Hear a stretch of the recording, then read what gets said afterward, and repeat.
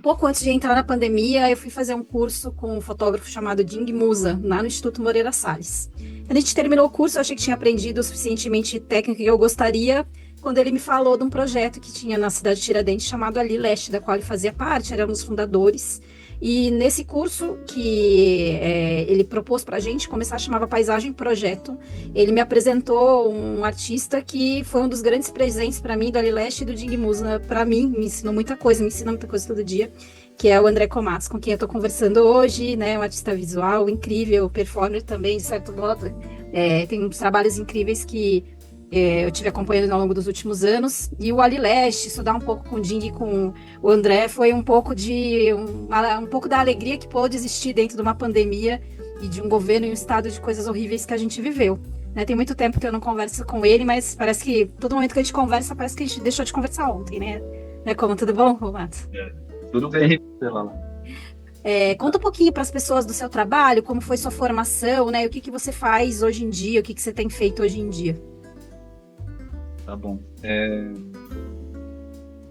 meio longo, né? Ela trabalha, às vezes pode rolar uma coisa meio abstrata, assim, mas acho que eu vou começar a falar, já que você falou do Ali, acho que cabe falar também.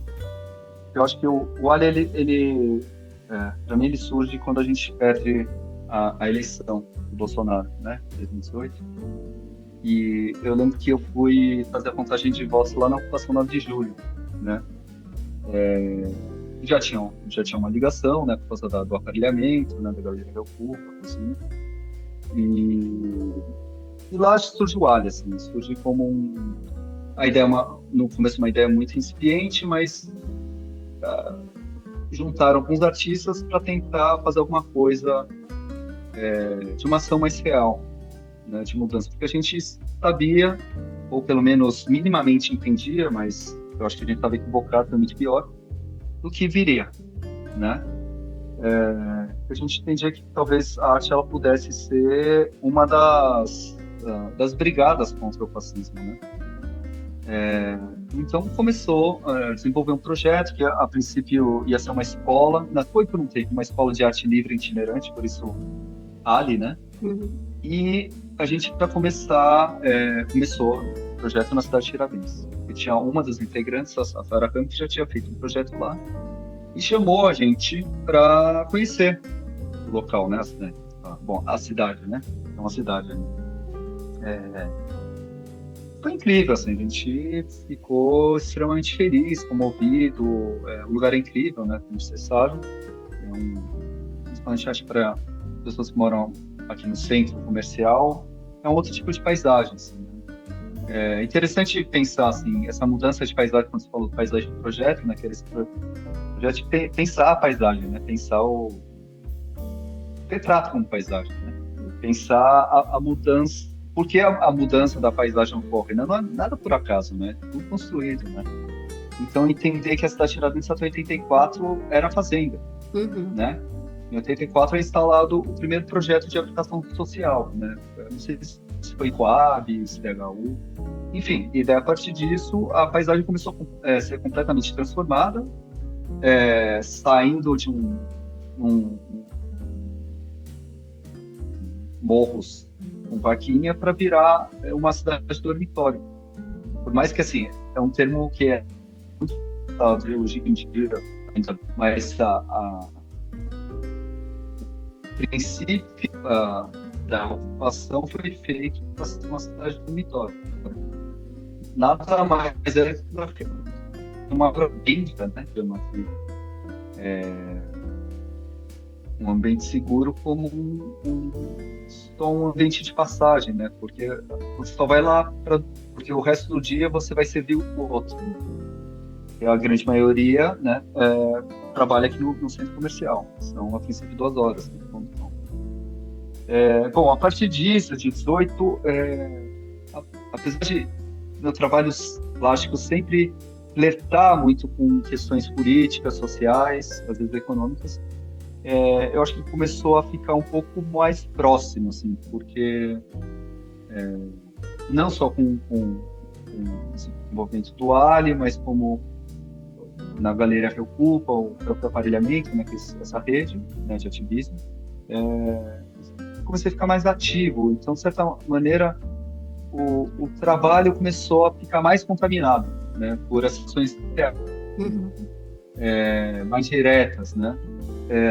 Eu acho que assim são canais diferentes ainda, mas são fontes de onde eu bebo muito, assim, são fontes que de certa maneira me ajudam a continuar trabalhando, trabalho, né? Por mais que às vezes cria-se uma cacofonia em torno disso, a gente fica um pouco perdido, né? Porque no final, assim, entendendo que todas essas ações ativistas, educacionais, sociais, políticas, elas não são pagas, né? A gente faz pela militância em si. Uhum. Bom, eu não falei nem apresentando, eu sou artista Você plástico, apresentou ali, né? trabalho há mais de 20, trabalho há mais de 20 anos com artes plásticas, assim, com artes visuais. Nos últimos anos, a partir de 2018, fui mais ativo em relação aos coletivos, o que acho que mudou um pouco a minha percepção em relação ao trabalho, em relação ao meu próprio lugar, assim, acho que me tira um pouco da dormência em relação ao artista produtor, né, em relação mesmo o artista pensador, assim, né, Uhum. acho que volta mais um pé no chão, ainda bem, tá ficando muito um artista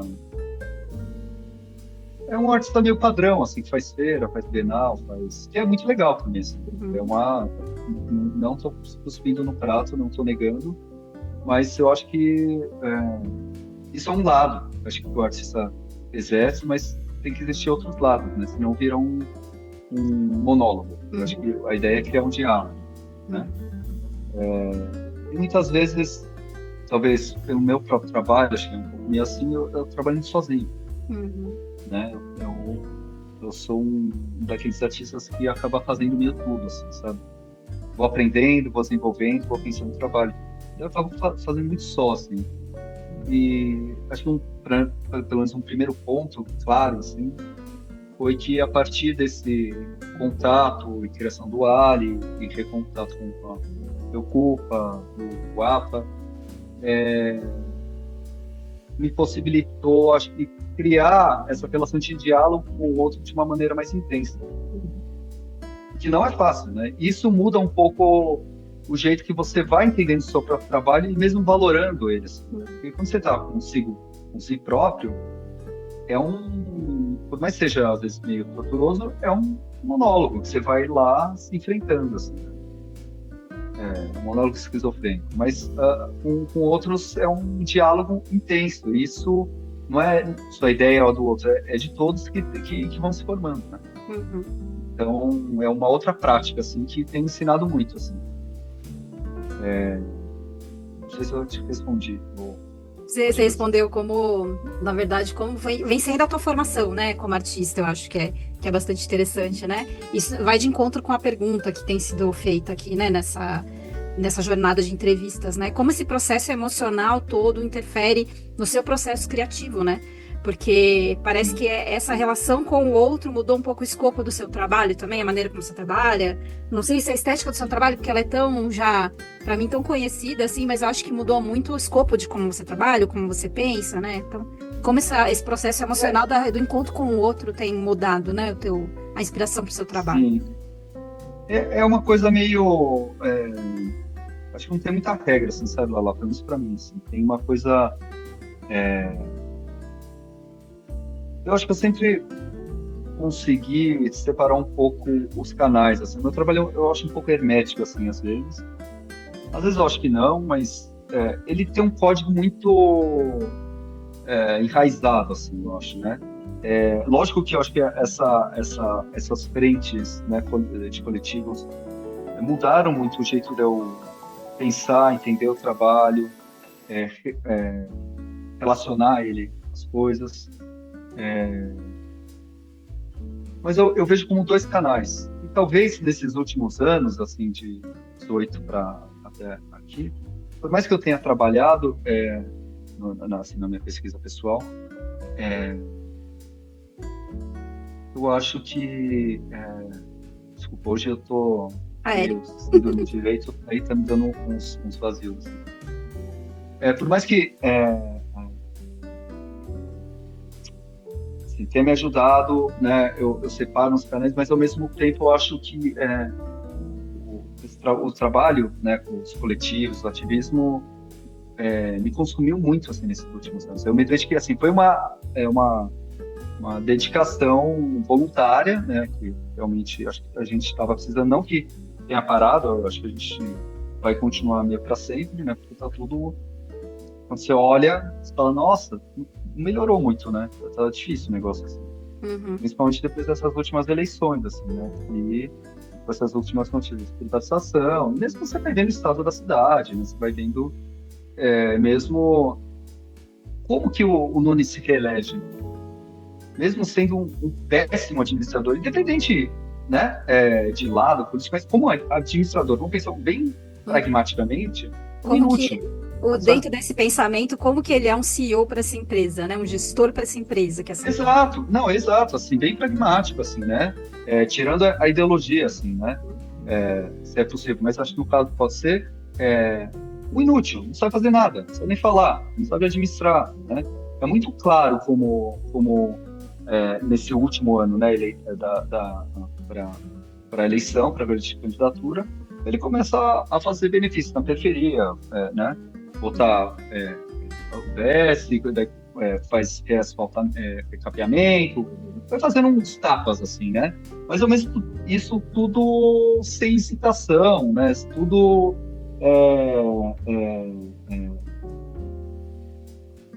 tudo sem nitidez nesse processo, né?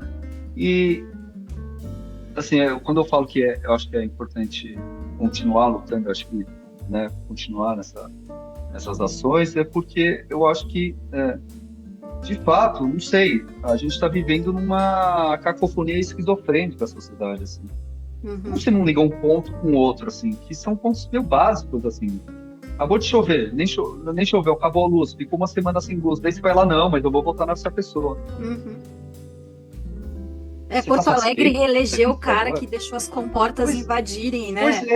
Pois é uma coisa muito gritante, assim. Daí você vai perceber e fala, putz, então alguma coisa está errada. E acho que assim, essas eleições mostraram que a esquerda está vivendo um mundo paralelo mesmo, né? A gente tem vivido mundos paralelos, né? Você vê essa relação desses pop-ups, né? Das aparições de extremismo, assim, que vem como reflexo de uma política neoliberal, claro, mas ao mesmo tempo a gente vai vendo essa sincronia, assim, de realidades, né? Que tem a ver um pouco também com esse roubo do tempo, com o roubo da atenção, com o roubo do eu, assim, com o roubo do nosso, né? Então tudo é uma relação transparente, assim, né? Que você passa e você não tem tempo de processamento, né? Então vira muito como um método de controle sobre o outro, né? Se antigamente a C9 era feita através de uma reconstrução da cidade, arquitetura, ou seja, de uma doutrina através das escolas, ou mesmo através de processos de trabalho, né, como nas fábricas, né, etc. Esse processo modernizou e ficou muito mais difícil da gente sair. Né? Porque antes você tinha como contestar, por exemplo, o sindicato ele tinha onde contestar, porque existia um patrão, existia uma empresa, existia um lugar. Hoje em dia não tem mais. A gente não acha. É tudo feito estrategicamente como um spread, né? Para você não ter como contestar aquilo, assim, né? E tá tão uma terceirização em cima de terceirizações e N terceirizações, você não chega ao público. Mas é uma estratégia de lubriar, né? De cansar, né? E mesmo não deixar você chegar. Que nem o que era falado antigamente, desse processo burocrático, quando você se ligava em alguma agência do Estado e ficava lá te passando, né? Só que é muito pior. Em vez de estar no prédio, está no mundo. Pelo menos lá, naquele tempo, você sabia que o cara estava ali, né? O chefe. Exato. Hoje em dia esse Agora não cara tem é mais, quase né? que uma inteligência artificial, né? Ele é quase inacessível, é algo que Pois é. é inatingível, né? Quase uma imagem só, né? Não existe uma pessoa.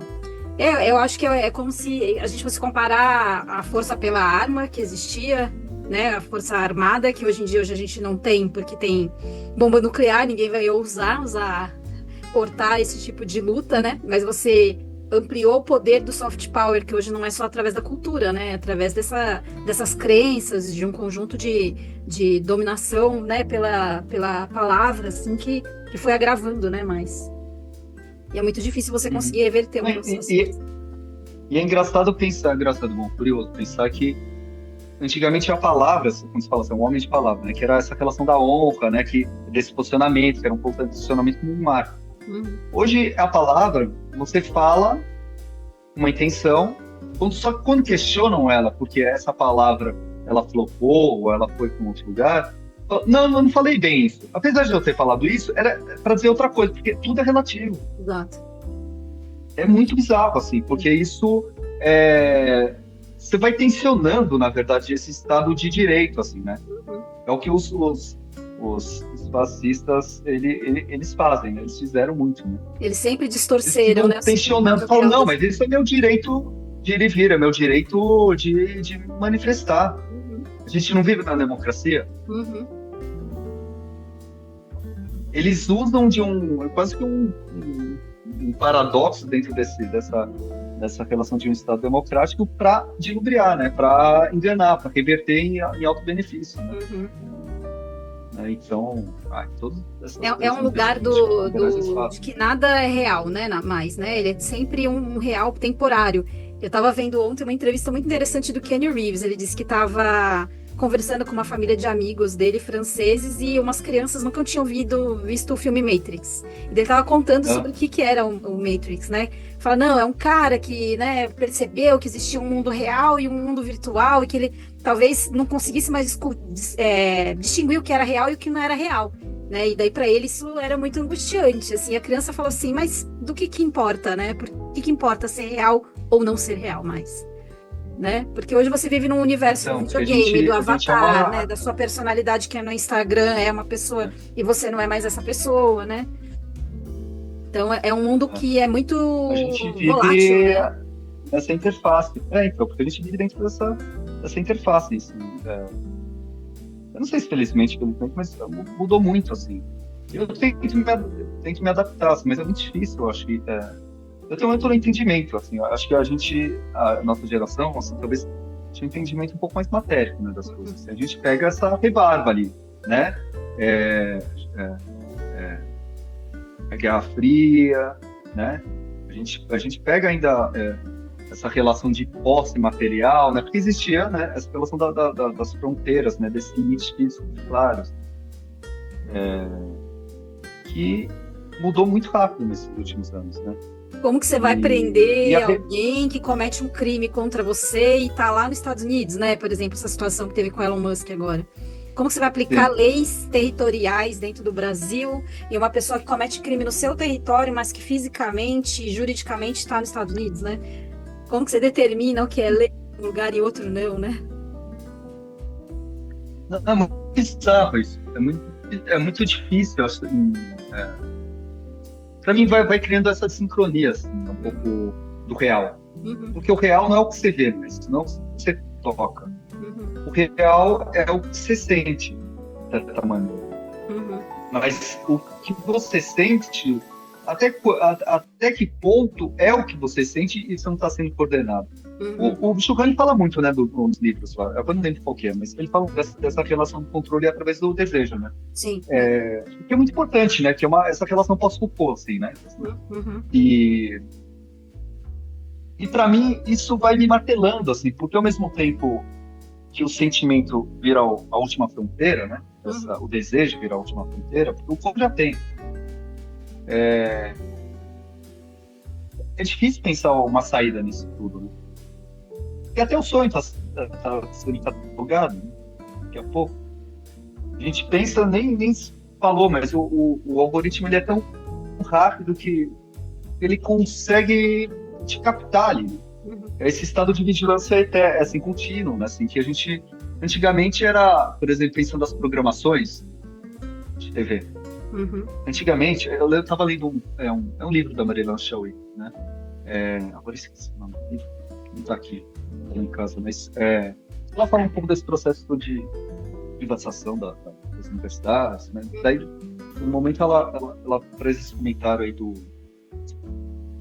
dessa programação, né, da TV, assim, né, como equipamento de massa, e engraçado pensar, porque ela fala que, ainda falando da televisão de tubo, isso é um livro, né, foi lançado antigo, televisão de tubo, que existia um programador do canal, né, do programa, que fazia, né, todo o sistema para te pegar, né? Arrebanhar, Então, né? Acompanhar uma assim, ó, programação, né? Uma é, rotina, né? Então, eu falo assim, então, 10 minutos 7 minutos de programa, 10 de intervalo. Você precisa ter intervalo no meio. E ali vão os patrocinadores, é ali que vai gerar né? Você fala, puta, preciso comprar um chinelo. Havaianas, né? Essas coisas. E tudo era pensado pelo homem. Hoje em dia já não tem mais essa programação do homem, é máquina. Por exemplo, é muito engraçado pensar que, por exemplo, antigamente é que já faz uns 30 anos, existia um serviço que você ia lá e você era um consumidor. Hoje em dia o consumidor, na verdade, ele faz um serviço para a máquina. Ou para o dono da para a máquina definir qual é a sua programação, né? Ou seja, meu áudio está sendo captado no celular, que vai para as mídias sociais ficam bombando de produto, né, de interesses, que vão jogando na caixa X, Y, Z, e eu vou fazer o processo, né, e dar todos os meus dados para fazer uma compra, uma possibilidade de compra, para você ganhar um desconto, não sei o quê. É que nem nas farmácias, que é um absurdo, chega lá e fala, mas qual é o seu CPF? Oh, cara, não quero dar. Ah, não, mas tem que dar. Para você ganhar desconto. Só que, na verdade, o produto, ele é um custo muito inferior. É muito bizarro. Eu estava vendo até num podcast, agora não lembro qual que era. Não sei se era agora não lembro qual que era. Assim. Mas uma pessoa que faz essa pesquisa, um repórter que faz essa pesquisa nas farmácias, que, na verdade, o produto, ele custa X, só que com esse negócio, com esse preenchimento de dados, eles começam a cruzar. Né? Com plano de saúde, hospital, é um problema isso aí. Sim. Porque ele começa a criar um mapeamento do que você é, do que você consome, porque tudo é consumidor, né, hoje. Exato. É bizarro, né? Eles têm o controle que seu remédio está acabando, né, hoje em dia. Quando você tem 20 comprimidos, eles, olha, daqui a 10 dias acaba o seu comprimido, você tem que voltar aqui. Ou você recebe uma promoção, que daí você fica mais nervoso. É que nem quando você vai comprar um negócio, fala assim, tem 3 produtos disponíveis, daí você vai ficar ansioso, né? É muito... É meio cruel, é uma sociedade da ansiedade. É, a sociedade da ansiedade, literalmente, né? Porque sempre tá acabando, é o último, ou você quer o mais exclusivo que ninguém tem, né? É baseado basicamente nisso. Ou porque você vai ficar sem, ou porque você quer algo que ninguém tem. Então você tá o tempo todo ansioso, ou pra conseguir pegar o que vai faltar, ou pra você ter algo que ninguém vai ter, né? Então, você sempre tá ansioso. O que me ajuda muito é também, assim, coincidentemente, nesses últimos 8 anos, eu faço Tai Chi. Últimos 7 anos. Comecei a fazer Tai Chi por conta de um problema de saúde. Nossa, começou a ser meu centro de calma mesmo, assim. Me dá, acho que um respiro, assim, para poder continuar a fazer as coisas também. Assim. É assim como quando eu vou lá para a Tiradentes, a gente faz algumas atividades, vai entendendo como essa troca com o outro, ela vai te gerando ferramentas para poder suportar esse estado de ansiedade e urgência continuamente. Mas é algo que é bem natural ao ser humano e que a gente sempre esquece se a gente tentar voltar às nossas origens. O ser humano é um ser social, né? E, infelizmente, a forma como a gente se comporta hoje nos isolou cada um do outro. Seja a pandemia, mas antes da pandemia, talvez depois da pandemia continuou isso, mas a gente deixou de ser social e isso nos causou muito mais ansiedade, solidão, angústia, sintomas depressivos e tudo mais, né? Que eu acho que tem uma coisa um pouco... Porque a troca, geralmente, assim, pelo menos o que tem acontece hoje mais comumente, assim, hoje, é a troca através de uma interface, não uma troca física. Porque, de certa maneira, tudo ficou mais rápido, mais dinâmico pós-pandemia. Eu acho que é uma coisa um pouco... Todo mundo ficou sem dinheiro e começou a fazer várias coisas para poder voltar a um estado, uma base econômica ou uma base de consumo que tinha antes, né? Eu até estava vendo assim, uma reportagem falando que, na verdade, a classe média, ela pós-pandemia, ela vira um estado de um proletariado moderno, assim, enquanto, por exemplo, profissões como, sei lá, medicina, engenharia, era visado pela classe média de direito, porque ele criava assim, um bem-estar, né, financeiro, social, que seja. Só que hoje em dia já não basta, né? O médico ele vira um proletário da saúde. Você tem que atender não sei quanto para poder virar né? É uma coisa muito, uma empresona assim, bate cartão, vira não sei o quê, e tudo comer assim, né? Esses últimos anos de pandemia consumiram todo mundo, e acho que todo mundo empobreceu, assim, só os super ricos ficaram mais ricos, né? Acho que foram os únicos. O problema, acho que também hoje em dia, né, como é que além, ou você é um proletário de uma grande empresa, mesmo que você seja classe média liberal, ou você é um proletário de si mesmo quando você empreende e se escraviza pelo sistema, é daí que já não tem a ver com o patrão físico, né, mas com um sistema em que você mesmo se pressiona. Né, eu estava falando para muitos pacientes que eu atendo que o burnout é causado por eles mesmos, já não é nem pelas empresas mais. São mas eles que passam o horário de trabalho, são eles que checam o WhatsApp uma falsa depois ilusão, assim, né? Pensar que, por exemplo, que a gente estava falando antes, na gravação, antes da gravação, falando desse fato bizarro que o Nunes ganhou, né? Foi eleito. Daí você vê que mais da metade da população apoia essas ideias, ou mesmo como o Marçal, ele ganhou muito voto, né, como o discurso dele em relação a um empreendedorismo bate isso, né? Como a esquerda começou a ter um discurso muito hermético, né, que queria ser uma utopia, assim, por mais que, por exemplo, eu entendo que assim, a CLT é ainda uma das grandes conquistas trabalhistas, né? Que te dá direito, né? Te dá um respaldo se você ficar doente, né? 13º, tem várias qualidades. Tem uma questão ruim dessa relação antiga de controle, né? O patrão, uma máquina te vigia o ponto, né? A hora que você entra, você sai, a hora de almoço, ele vai na sua mesa ou ele ou ela fala que você tem que fazer, né? Que são linhas duras de controle, né? Né? Que nem pensar a arquitetura do século XIX, o Haussmann em Paris. Ele modela a cidade para contra os rivals. Físico, sabe? Né? O novo discurso, assim, grande parte da população, a maioria, defende essa relação do empreendedorismo, né? Dessa relação do profissional liberal, né? Sem chefe, né? Que você é um empreendedor de si mesmo, né? Você é o seu próprio chefe. Que cria essa ilusão que você vai poder comandar o tempo que você quiser. E o tempo é a única posse que a gente nasce. É a única posse que a gente tem quando a gente nasce. E a gente vende essa posse, o tempo, em troca de dinheiro, em troca de favores no começo, né? E depois em troca de dinheiro, para poder viver dentro dessa sociedade capitalista. Mas, ao mesmo tempo, sendo chefe de si próprio, você vai ter que se autocobrar. Vira uma coisa meio esquizofrênica, assim, no sentido, né? Porque por mais que você não queira, fala assim, eu sou chefe de mim mesmo, eu não vou trabalhar. Mas você precisa cobrar, porque senão você não ganha. Porque não vai ter outro pagando. Daí fala, fui lá, quebrei a perna. Puta, não tem... você não vai ter um suporte que nem a CLT. Você se fudeu. Você não tem um apoio. Sim. Vou pro sindicato. Cadê o sindicato? Não tem mais sindicato. Né? O sindicato vai comprar quem? Eu sou chefe de mim mesmo, vou me autocobrar? Sim. Né?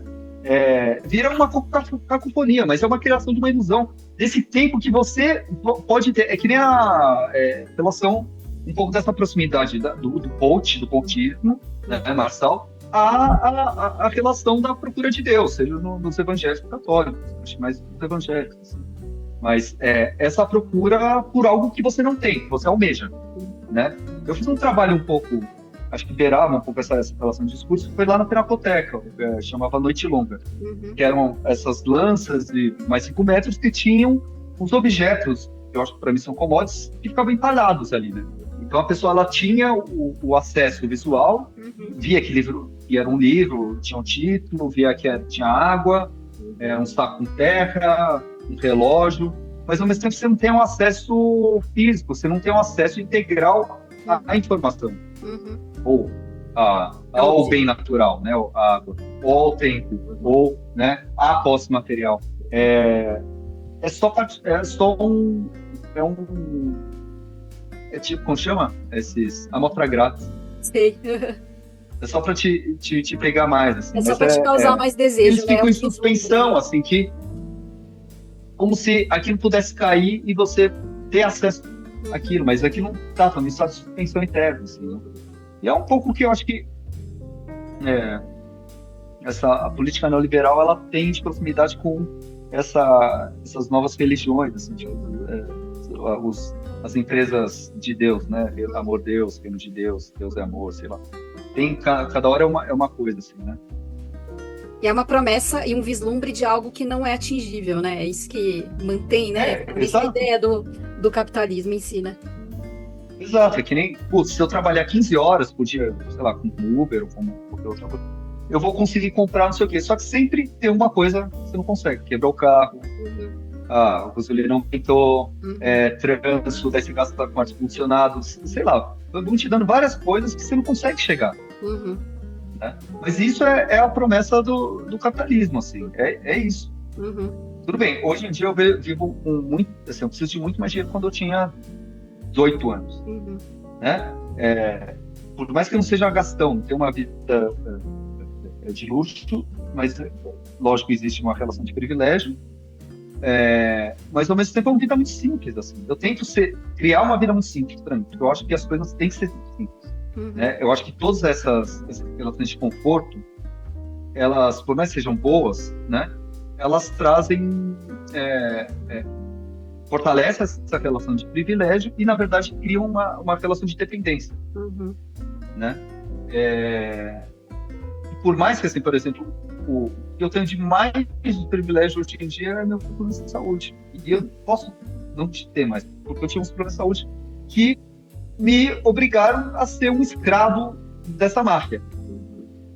Né? É meio bizarro, assim, pensar, né? Por mais que, assim, a gente tenha um sistema único de saúde, SUS, que é uma maravilha do mundo, assim, ao mesmo tempo a gente tem uma onda neoliberal, né? Que cria um descarte de todo esse sistema, né? Vão cortando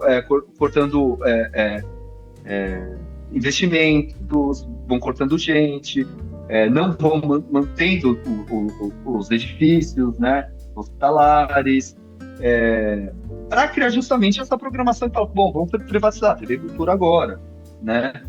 No caso da própria educação, entendendo que, vocês não 40% da verba para a educação no passado. Esse ano foi 30%. E daí vai lá, fala, puta, vamos privatizar agora. Daí ganha a concessão lá, a empresa do cemitério, que desde que privatizaram o bagulho triplicou de valor, entendeu? Ao mesmo tempo entender por que querem agora o plano, né, de fazer essa invasão aqui no Campos Elíseos com a administração, né, do Estado para cá, né? Acho que é um movimento único, né? Tem a ver com o que está lá, o que tinha lá, né? Tinha a Cracolândia, que nunca foi solucionado, né? Sempre, né? Começaram, bombardeia, tira, isola, uma parte de um plano, eu vejo, é muito claro, assim.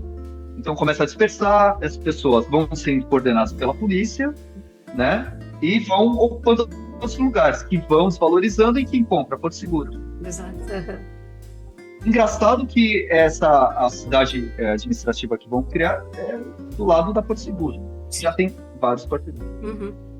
É abismal não relacionar a parceria de uma empresa privada de segurança, né, de seguros, com o governo do estado de São Paulo. Uhum.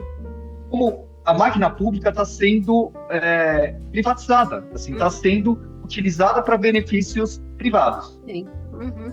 Né? Isso não é de hoje, assim, vem sendo feito há muitos anos, mas que, é sempre bom pontuar essas coisas, né?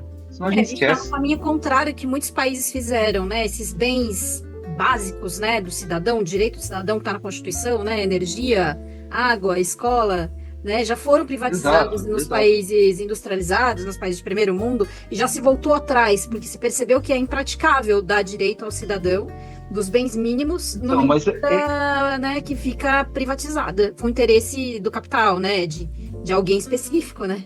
E a gente está privatizando como ficou a energia em São Paulo e que agora vai privatizar a água. Quer dizer, daqui a pouco é a água também, que vai ficar impossível, impraticável de pagar e com vários... É o que eu estava falando um pouco antes para você, lá. Ela tem uma coisa meio apolítica, assim, dentro desse sistema político, assim, hoje em dia. Então, não importa se é comprovado que A mais B é igual a C. Não importa. Importa se você vai botar dinheiro na minha conta ou não. Basicamente virou isso. Né? Por exemplo, você vê, por mais que a gente tenha ganhado a presidência, né? A gente não consegue se mover direito, porque o Congresso todo é de direita. Uma bancada evangélica gigante, né? Não consegue se mover. Se por um lado, por exemplo, antes, quando a Dilma era presidenta, criou-se uma paralisação da máquina para criar a crise financeira, todo o mal-estar para a classe média, para criar esse levante popular, não, esse levante com a força da mídia, etc., né? Para criar o golpe. Hoje em dia está tudo tomado, assim, né? Não consegue fazer nada.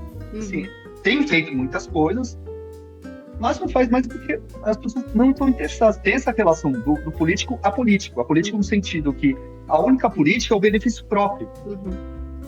Né? Porque a grande parte do que está lá hoje não tem programa. O programa é através de um lobby seja do agro, seja da companhia X, Y, né? Não é um programa que a pessoa entende como necessário. Né? Ele é um representante de vendas, praticamente, de outras companhias, né? Seja o agro, seja o Musk, seja a igreja, né? É um problema isso, né? Eu acho que foda-se. É difícil pensar isso. Por isso que a gente continua, acho que nesse sistema de luta, assim, a gente continua fazendo coisas, assim, né? Continua defendendo movimento por moradia, né? Por exemplo, a Carmen que nem o Cuquinha fala, assim, o que é um outro artista pernambucano, que é um parceiraço, né, de outros ativismos, de arte também, assim. Falo que a Carmen é uma escultora social, né? Que ele vai pegar lá no Boys, o negócio. Assim. De fato, ela tá repensando a cidade, assim, de uma maneira não através da posse, não através dessa relação de pós-capitalismo em si, mas pensando enquanto uma coletividade, assim, sabe? Sejam edifícios abandonados, fechados, sejam de uma outra maneira em criar um senso de comunidade, que eu não quero usar a palavra gentrificação, que acho que cria um sentido, mas em testar de uma outra maneira, né? Em relação à coletividade, em relação à troca, em relação, por exemplo, a Ocupa agora virou um ponto de cultura, né? Muito importante. Né? É um jeito de ver a cidade. Você vê através dos olhos, vê através da vivência e não através da tela, né?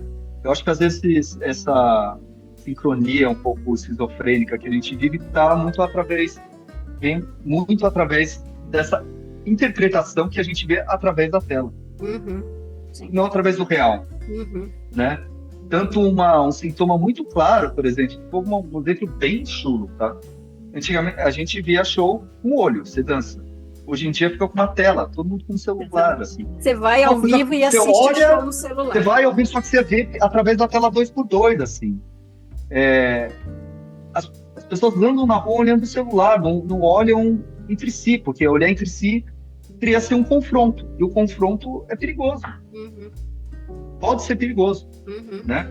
Você não encontra o outro num bar, você encontra através de um Tinder, sei lá, que vira não é uma pessoa, é um catálogo, que é um catálogo de imagens, você está coletando. Catálogo de uma empresa, né? É um cafetão virtual, né? É muito louco, assim, porque a relação virou consumo. Não deveria ser. Sim. Né? A relação, o outro, deveria ser troca, porque, como você falou, o homem é um ser social. Tem que ser social, você precisa viver em comunidade para poder criar uma manifestação, né? Para poder criar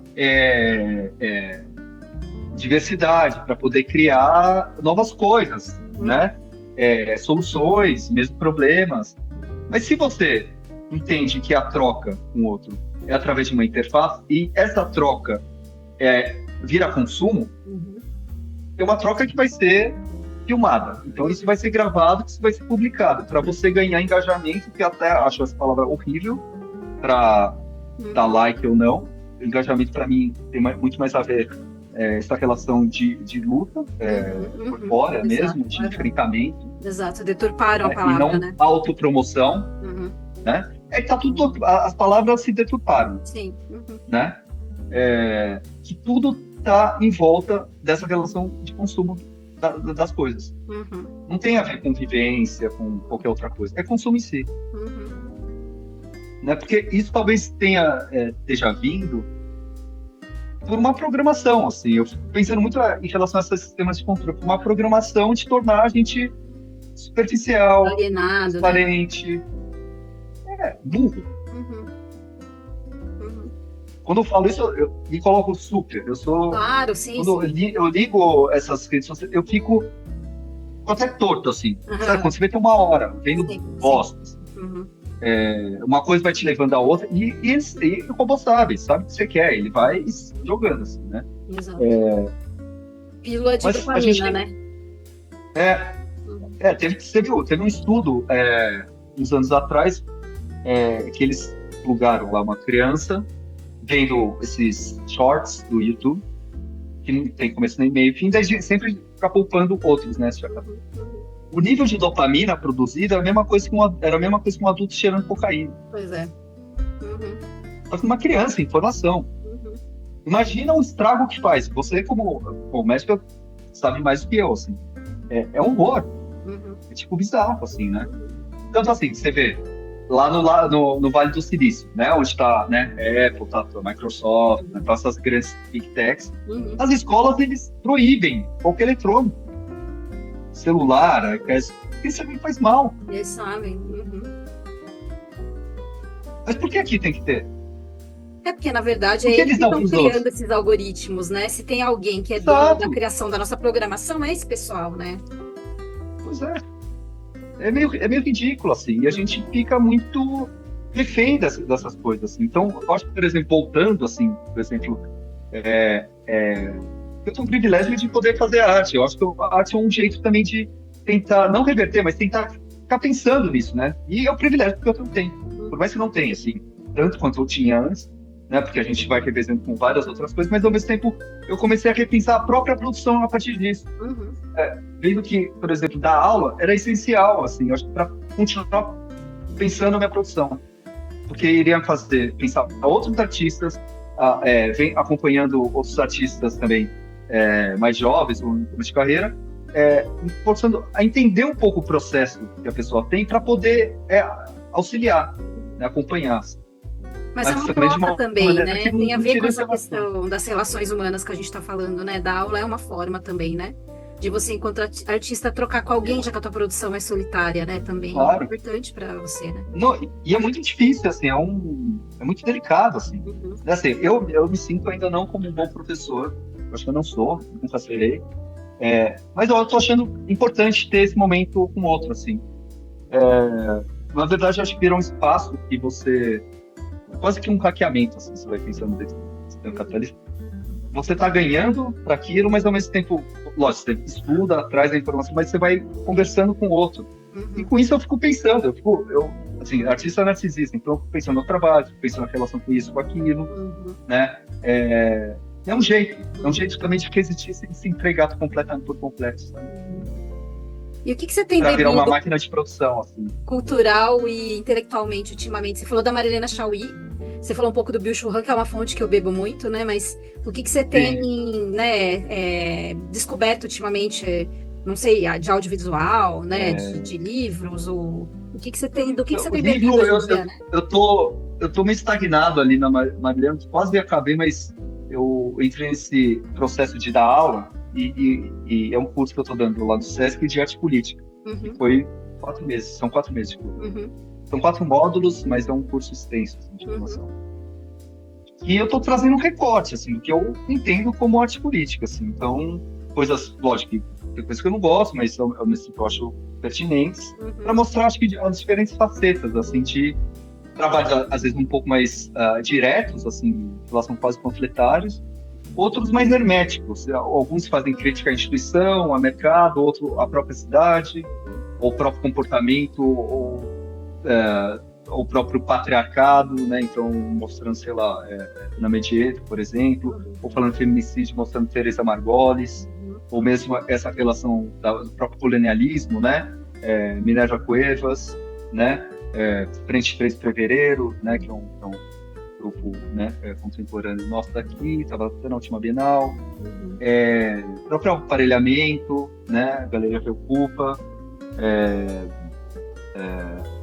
os Hans Kak, eu acho que já falei, mas Mark Lombardi, também, que é um contemporâneo do Hans Kak, essa conceitual. Isso que eu estava estudando, assim. Zotto-Hoven, que é um grupo tcheco também. Na verdade, pesquisando vários artistas para tentar trazer um leque mais amplo também do que pode ser arte política. Mesmo não sendo, por exemplo, Line Arts, né? Eu falei um pouco, para também trazer um pouco da Cláudia Dojar, né? O pensamento do Laimete Garcia, ele faz do trabalho da Cláudia como não sei se é a primeira, mas a grande artista Line Arts, né? Brasileira, quando ela faz a ajuda no processo de demarcação do território Yanomami, uhum, né? Que a princípio não é arte, mas pode ser, uhum, né? Eu acho que muito bonito esse projeto, essa possibilidade de mudança de uma coisa que já é. Você evidenciar uma coisa que já está lá, assim, né? Não sei. E ao mesmo tempo cria uma ação real, né? Que às vezes o processo de arte vai ficando muito hermético, vai ficando muito localizado, assim, muito em relação à crítica institucional, assim, porque por mais que acho que tenha uma crítica à sociedade, né? Que nem, por exemplo, o Hans Kak, assim. Ele faz uma crítica do mercado intensa, sempre fez. Ele criava o certificado de venda, né? Mas ao mesmo tempo, quando ele é convidado para fazer uma exposição, acho que agora eu não lembro, mas era da década de 80, no final de 70, agora eu não lembro. No Guggenheim, e ele apresenta uma série de trabalhos e são umas fotos dos prédios, prédios localizados na ilha, né, de Manhattan, e embaixo uma lista que são os proprietários, né, desses edifícios. E daí você vai vendo que vários estão relacionados ao museu, ao Guggenheim, que são os patronos. E daí, logo depois, assim, antes de abrir a exposição é fechada. Eles criam uma desculpa, XYZ, mas é fechado por causa disso. Eles não queriam ser expostos. Por mais que a informação já estava dada, era um dado público, não é que ele foi lá e pesquisou, né, hackeou o negócio. Era uma informação dada. Ele só evidenciou aquilo, né? Mas muito interessante pensar ele, porque ele estava trazendo esses dados para discutir um pouco essa relação da paisagem do próprio entorno, da especulação imobiliária em Nova York, enfim.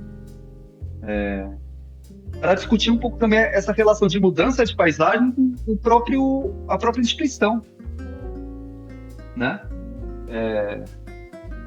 Não, muito interessante assim. E então, as últimas leituras foram sobre esses artistas, assim, vendo entrevista, tipo Aníbal Lopes, né, esse artista guatemalteco que morreu há poucos anos, radical. O cara é foda, assim. Fazer umas ações, tipo, criminais, e transformava o público como cúmplice, na verdade, dessa ação dele, né? É fantástico, assim, para botar em xeque mesmo essa relação do próprio valor da arte, mas ao mesmo tempo utilizando a arte como um privilégio para poder contestar essas ações, assim, né? É isso que eu tô lendo, assim. Agora, fora isso, recentemente eu aluguei um ateliê, esse lugar aqui, e tô voltando a trabalhar, assim. Tô desenvolvendo umas 2 séries, assim. Uma que eu trato um pouco, acho que as 2 tratam um pouco sobre isso, só cada um de um jeito. Sobre um pouco essa normalização de um estado de violência, assim. Seja violência através da sistematização das guerras, ou produção de miséria, ou mesmo produção de consumo, né, que são essas relações ilusórias, né, de possibilidade de potências, né, de mudança, como estratégia de controle. Então, deixa eu ver, acho que dá para estar para frente. A existência aqui é que na câmera fica ruim, né? Mas, ó, a imagem é um facsímile, feito com transfer na placa de ferro. É uma imagem de uma pessoa em situação de rua, e daí em cima dele eu faço esse pattern com tinta a óleo, e depois, finalmente, eu corto uns vazados, assim, seguindo a forma do pattern, né? Pensando um pouco essa relação da própria imagem, né, são imagens jornalísticas, né, que eu pego na internet, mas assimilando essa relação de produção, seja de miséria, violência, guerra, consumo, etc., com uma coisa estética, assim, né? Então, por isso eu começo a fazer essa patronagem quase como uma coisa decorativa, assim, entendendo a decoração como um artifício de camuflagem, né? Camuflagem para também trazer conforto. O conforto é uma produção de ilusão, que tudo bem, pode ser bom, te tira do estado de alerta, mas ao mesmo tempo te possibilita a ser mais enganado, assim, a se criar uma sensação de pertencimento do lugar e ao mesmo tempo a criação do medo, né? Uma coisa assim que eu reparo muito, assim, quando eu tô de bicicleta, andando assim na cidade, ou a pé, sei lá, você anda na rua, normal. Quando eu tô de carro, eu fico mais com medo, falo, vou deixar a bolsa aqui, mas podem quebrar o vidro. Porque eu tô num lugar que é meu. Você entendeu? Eu tô num lugar fechado.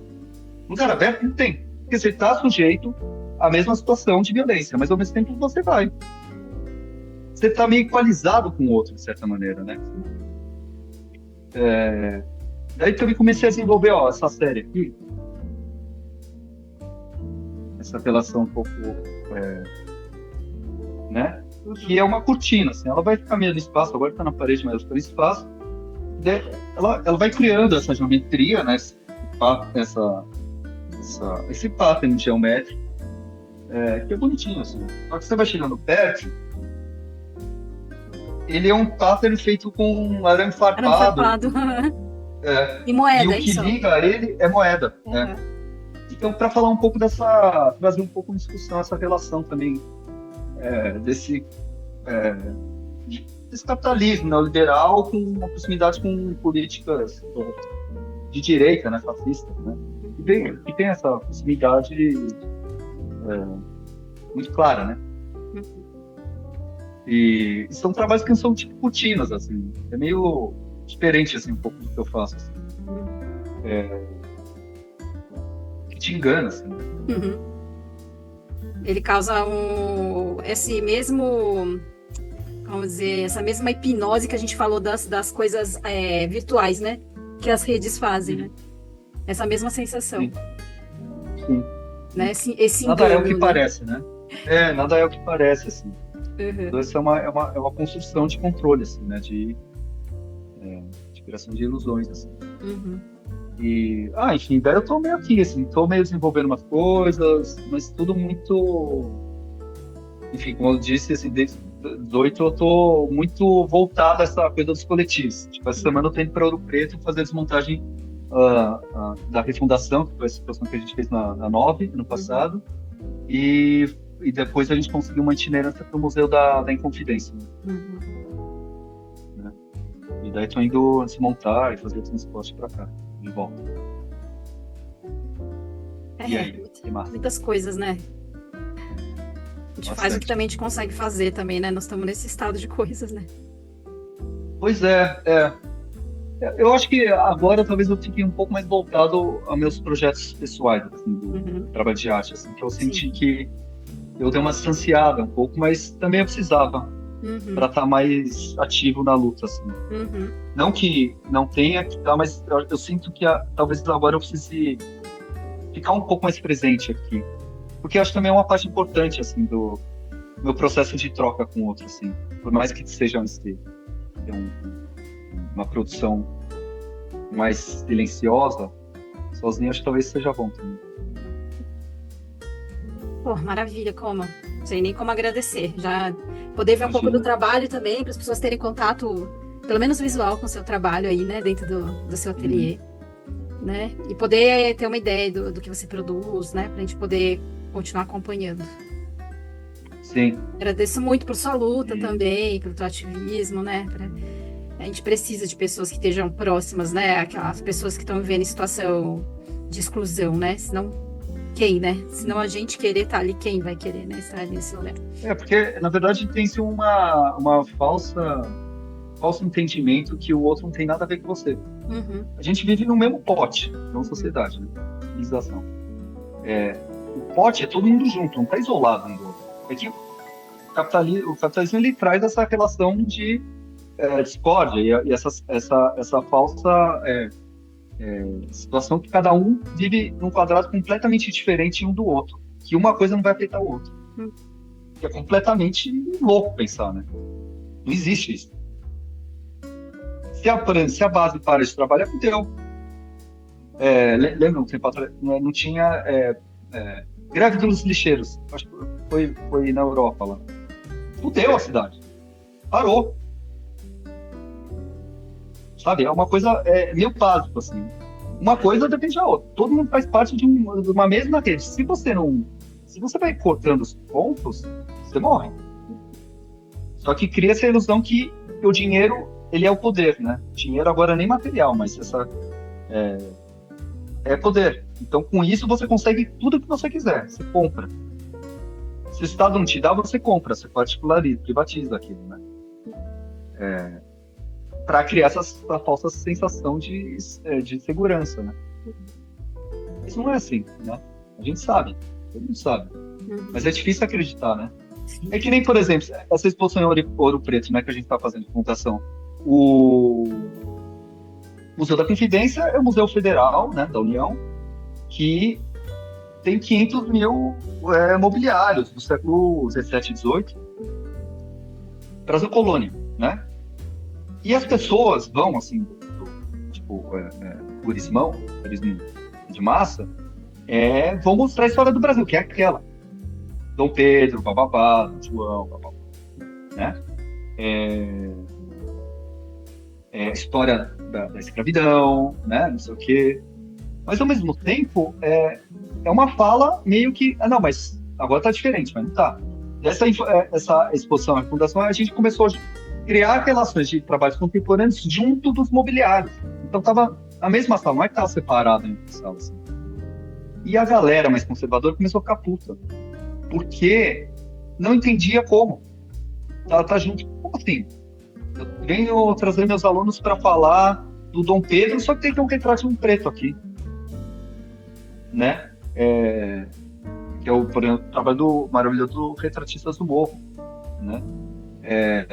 Ou tinham outros trabalhos que criaram, de certa maneira, um certo atrito a essa herança colonial, que vem sendo repensada nos últimos anos. Mas, de certa maneira, essa resistência um pouco de repensar esse lugar, né? Porque é difícil repensar, né? Porque daí você começa a falar, mas por que eu tô aqui servindo o outro? Será que isso vem daquele lugar? Porque é mais cômodo pensar, foi Deus que fez, ou sei lá, culpa de Deus, sei lá, ou é assim, nasci assim, como se nascesse do nada, assim, né? É um pouco sobre isso, assim, sei lá. Falei demais, hein? Agora que eu vi, Ah, isso é bom demais. Muito obrigada, viu, Como? imagina, Lala.